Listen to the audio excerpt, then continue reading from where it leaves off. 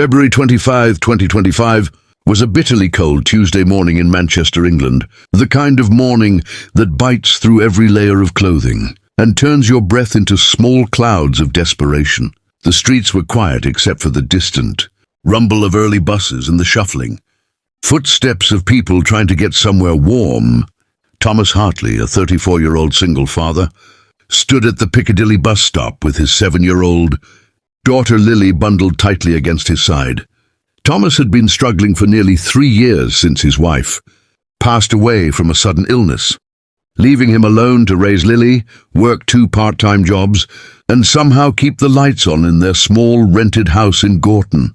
That morning, he had exactly 18 hours in his wallet, his last 18 until his next paycheck, which was still 4 days away. He had already planned every penny of it. 6 for Lily's school lunch money, $7 for a small bag of groceries, and $5 for the bus fare to get them both through the week.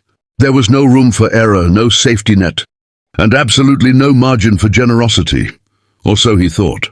Sitting hunched on the cold metal bench at the bus stop was an elderly man named George, perhaps in his mid-70s, wearing a thin jacket that was completely unsuitable for February in Manchester. His hands were shaking, not from nerves, but from the cold, and his eyes had that hollow, distant look of someone who had been sitting outside for far too long. If you believe in kindness, second chances, and the power of small moments to change lives, please like, comment, share, and subscribe to Kindness True Stories. Also, tell us in the comments where in the world are you watching from. Thomas noticed him immediately. He told himself to look away, to focus on Lily, to remember that he had nothing to spare. But Lily tugged at his sleeve and whispered, "Daddy, that old man looks really sad and really cold." Thomas knelt down beside her and said softly, "I know, sweetheart, but we don't have much ourselves." Lily looked at him with those wide, trusting eyes and said, "But we have something." "Daddy, he has nothing." Something cracked open inside Thomas's chest in that moment. He walked over to George and asked if he was all right. The old man looked up, startled, and explained in a trembling voice that he had lost his wallet somewhere on the bus the previous evening and had been stranded since then, too embarrassed to ask anyone for help, too proud to call the police, and too cold to think clearly about what to do next. Without another thought, Thomas reached into his wallet and pulled out the 18, every single note, and pressed it into George's cold, wrinkled hands. George stared at the money in disbelief and then looked up at Thomas with watery eyes. "Son, I cannot take this from you," he said. Thomas smiled, glanced at Lily, who was beaming with pride, and replied, "Please, my daughter taught me this morning that having something means sharing it." George tried to protest again, but Thomas had already turned away, telling Lily they would figure out the rest of the week somehow. They walked home because they could no longer afford the bus, Lily chattering happily the whole way, completely unbothered by the cold, because she felt warm in a way that had nothing to do with temperature. That night, Thomas made a simple dinner from what little remained in the cupboard, beans on toast and a shared cup of tea, and he read Lily her bedtime story with a heavy but somehow peaceful heart. He went to sleep, not knowing how he would manage the next 4 days, but feeling inexplicably at peace with the choice he had made. The next morning, February 26, 2025, Thomas was woken at 8:30 by the sound of engines, multiple engines pulling slowly onto his quiet residential street.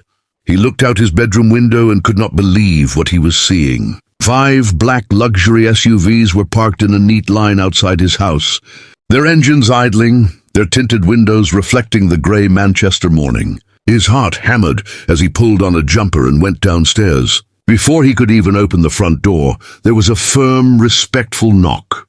Standing on his doorstep was a well-dressed woman in her 40s holding a folder, flanked by 2 smartly dressed men.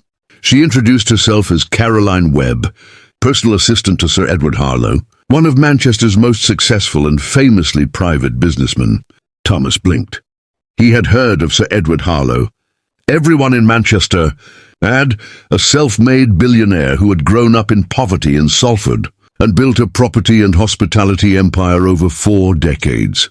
Caroline explained that the elderly man Thomas had helped at the Piccadilly bus stop the morning before was none other than Sir Edward Harlow himself, who occasionally walked the city streets alone and incognito, something he had done for years to stay connected to ordinary life. He had lost his wallet deliberately, left his phone at home that day as part of his routine.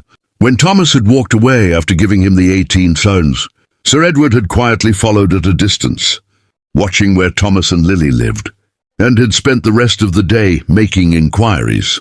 He had discovered everything about Thomas, his job situation, his late wife, his struggles, his dedication to Lily, and had made a decision by nightfall.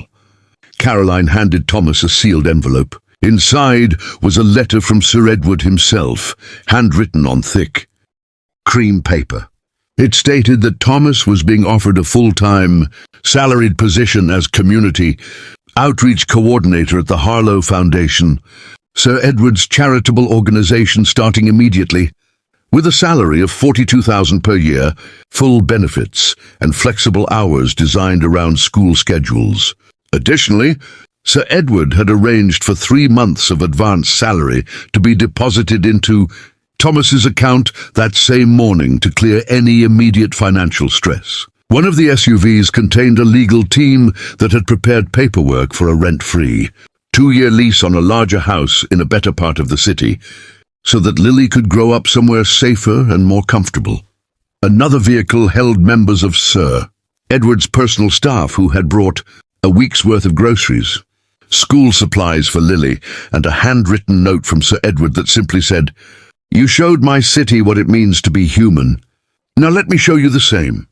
Thomas stood on his doorstep in his old jumper and socks, completely unable to speak, tears streaming freely down his face. Lily appeared beside him, looked at the cars, looked at Caroline, and then looked up at her father and said, "Daddy, I told you we'd figure it out." Thomas laughed through his tears, pulled her close, and held her so tightly she giggled and squirmed. Sir Edward himself stepped out of the lead SUV moments later, the same thin-jacketed old man from the bus stop, now in a long wool coat, and walked up the path with a warm smile. He shook Thomas's hand firmly and said, "Thank you for teaching an old man at his age that kindness still lives on cold street corners."